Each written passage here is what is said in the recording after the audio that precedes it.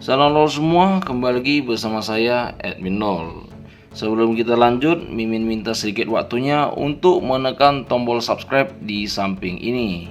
Iya, ini untuk membantu Mimin dalam membuat video-video yang lebih bagus lagi ke depannya. Sudah? Oke. Pada video hari ini kita akan melakukan game test dan serta menambah info sedikit lagi tentang konsol kece yang satu ini. Iya, yaitu konsol LDK Game yang versi vertikal yang bentuknya sangat mini dan pocketable ini. Yang pertama adalah karena LDK bentuknya sangat kecil, jadi untuk orang yang bertangan besar atau sedang seperti Mimin tidak akan nyaman ya untuk bermain terlalu lama dengan konsol ini. Tetapi buat anak-anak atau wanita mungkin ini bakalan terasa pas ya. Untuk Mimin sih ya bisa dilihat ya, jari saja terlalu panjang. Juga untuk bentuknya yang kecil ini, jadi konsol ini dapat dengan mudah untuk dibawa kemana-mana dan ya gampang untuk dimasukin ke tas kecil ya. Jadi lumayan. Dan yang kedua yaitu konsol ini tidak memiliki R dan L2 ya.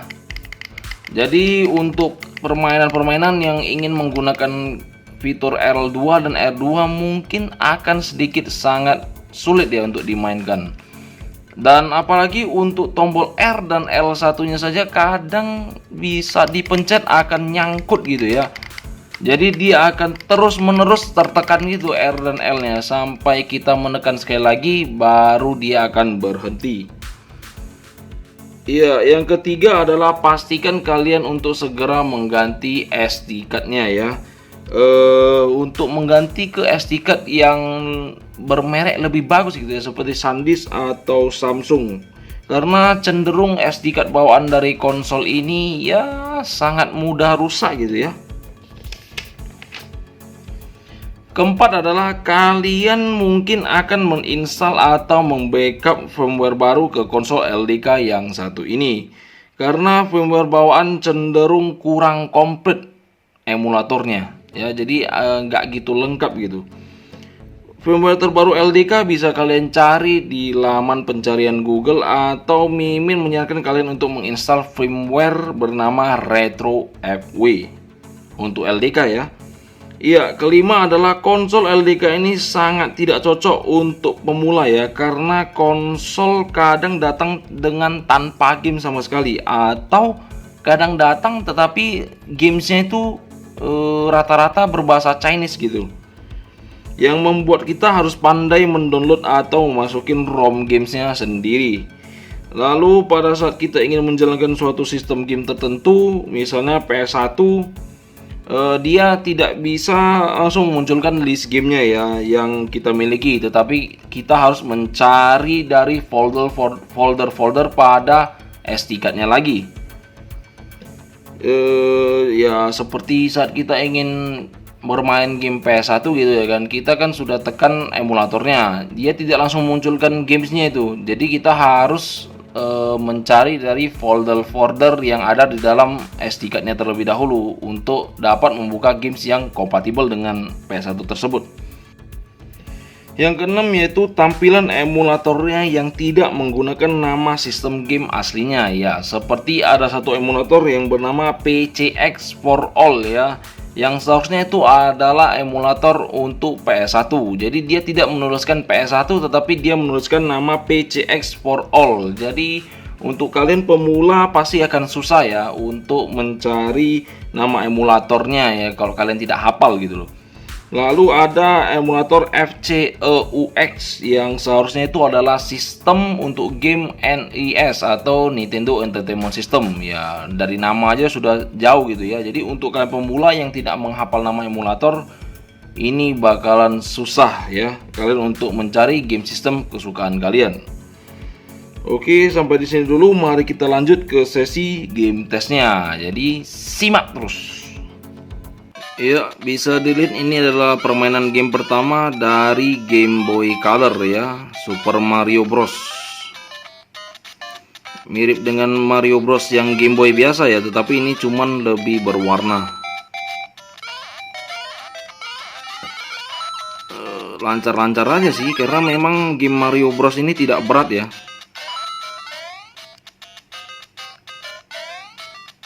Mimin kasih lihat sedikit saja permainan Mario Bros-nya. Ya maafkan Mimin ya, memang seperti biasa Mimin gak gitu pandai bermain Mario Bros memang. Astaga. Jadi seperti ini ya, ketika kalian memilih sebuah emulator, kalian tidak akan langsung muncul list gamenya seperti pada konsol-konsol lainnya ya. Dia akan memuncul seperti ini. Kita harus memilih game dari folder-folder ini ya, seperti ini. Ini kan GBA emulator gitu. Kita akan memainkan game GBA, jadi harus mencari di folder GBA. Waktu itu kan dia baru keluar. Tetapi ini yang aneh ya, nggak tahu kenapa Game Boy Advance nggak dapat dimainkan gitu loh. Crash terus. Jadi Game Boy Advance tidak dapat dimainkan di sini ya. Nggak tahu kesalahan firmware atau BIOSnya yang kurang lengkap. Mimin nggak tahu sih. Kita lanjut ke game test yang berikutnya.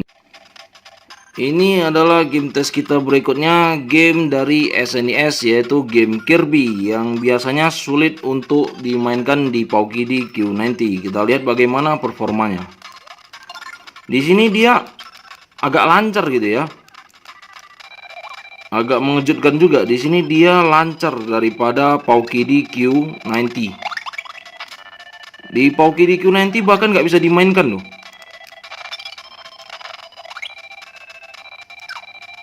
Di sini dia cukup lancar, meskipun suaranya dia agak patah-patah ya. Nah, bisa kalian lihat sendiri, suaranya agak patah-patah, tapi permainannya cukup playable sih, bisa dapat dimainkan juga memang.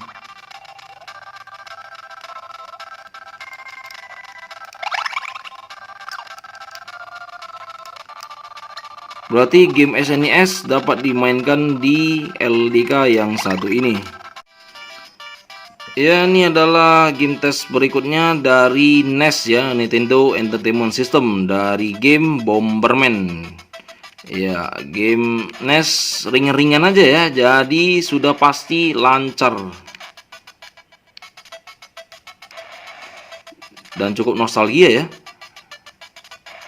Aduh, sayang sekali. Udahlah, mari kita lanjut ke game test yang berikutnya. Ya, ini adalah yang kalian tunggu-tunggu, permainan dari PlayStation 1. Game test berikutnya ya. Ini adalah Digimon World 2 yang terlihat dari videonya sih lancar gitu ya. Tapi kita lihat nanti permainannya. Di sini bisa kalian lihat kalau percakapannya lancar gitu ya.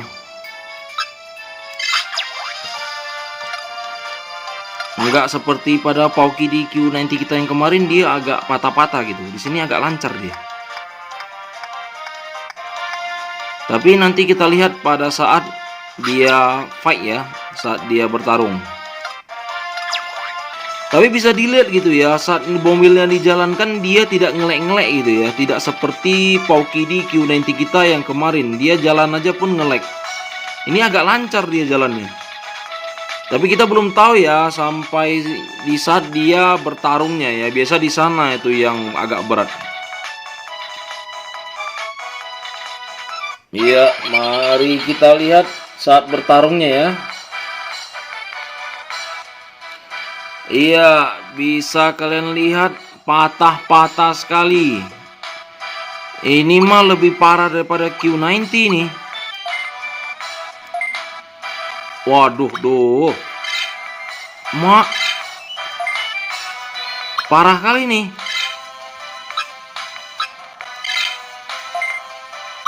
Aduh, slow banget. Bisa kalian lihat ya.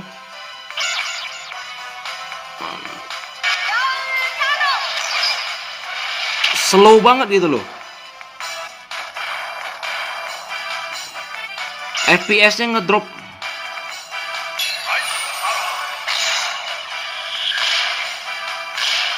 Dan suaranya lebih kenceng daripada tampilannya.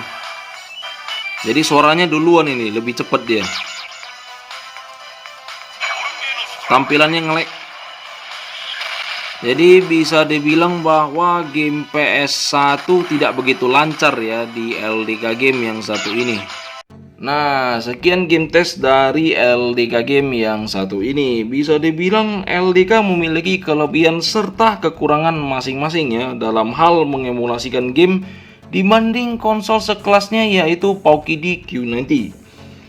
Kayak pada permainan SNES terlihat bahwa LDK game ini lebih lancar daripada Pauqidi Q90. Tetapi pada permainan PS1 malah sebaliknya, terlihat LDK lebih kesulitan daripada Q90 ya.